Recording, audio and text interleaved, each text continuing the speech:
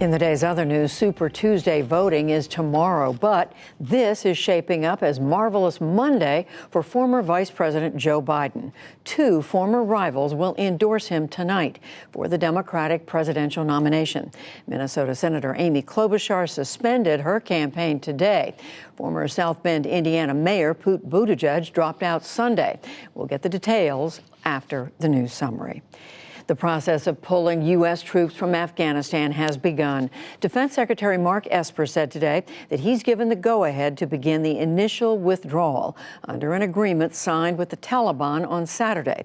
In Washington today, Esper said the U.S. will show good faith and lower troop levels to 8,600 from the current 13,000. This is going to be a long, windy, bumpy road. There will be ups and downs, and we'll stop and start. That's going to be the nature of this over the next days, weeks, and months. At the end of the day, the best path, if not the only path forward, is through a political agreement between the warring parties. Meanwhile, Afghanistan's government officials refused to free 5,000 Taliban prisoners, and the Taliban rejected further talks until they are released. Nick Schifrin will have more later in the program. In Israel, voters went to the polls today for the third time in less than a year, and Prime Minister Benjamin Netanyahu appears to be near an outright victory. Exit polls gave Netanyahu's political bloc 59 out of 120 seats in parliament. That is too short of a majority. His main opponent, Benny Gantz, pledged to keep fighting. Netanyahu still faces an upcoming trial on corruption charges.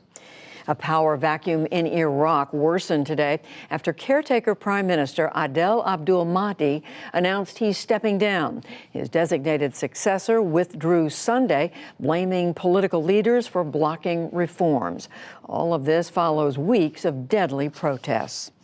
Turkey's army has sent new reinforcements into Idlib province in northwest Syria after new clashes.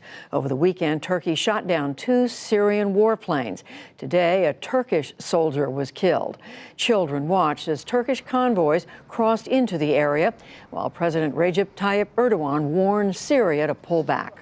Those who have not learned their lesson and continue to threaten us with attacking observation points must come to their senses. If they do not retreat, they will have no heads on their shoulders.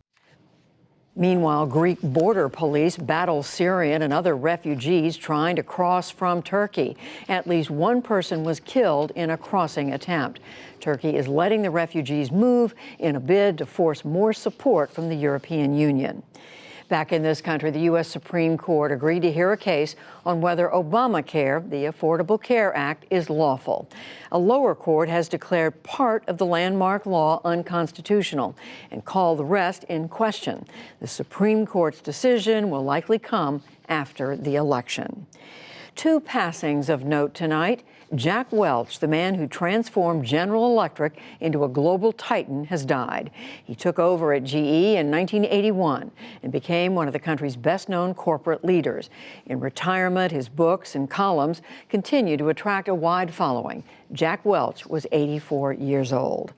And actor turned academic James Lipton died today of bladder cancer. He became a celebrity hosting TV's Inside the Actor's Studio for nearly 25 years.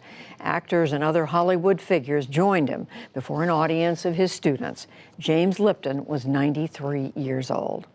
Still to come on the NewsHour, the state of the race. A big win for Joe Biden narrows the Democratic field before Super Tuesday. Our Politics Monday team breaks down what it all means. The latest step to try and end the U.S.'s longest war in Afghanistan, plus much more. This is the PBS NewsHour from WETA Studios in Washington and in the West from the Walter Cronkite School of Journalism at Arizona State University.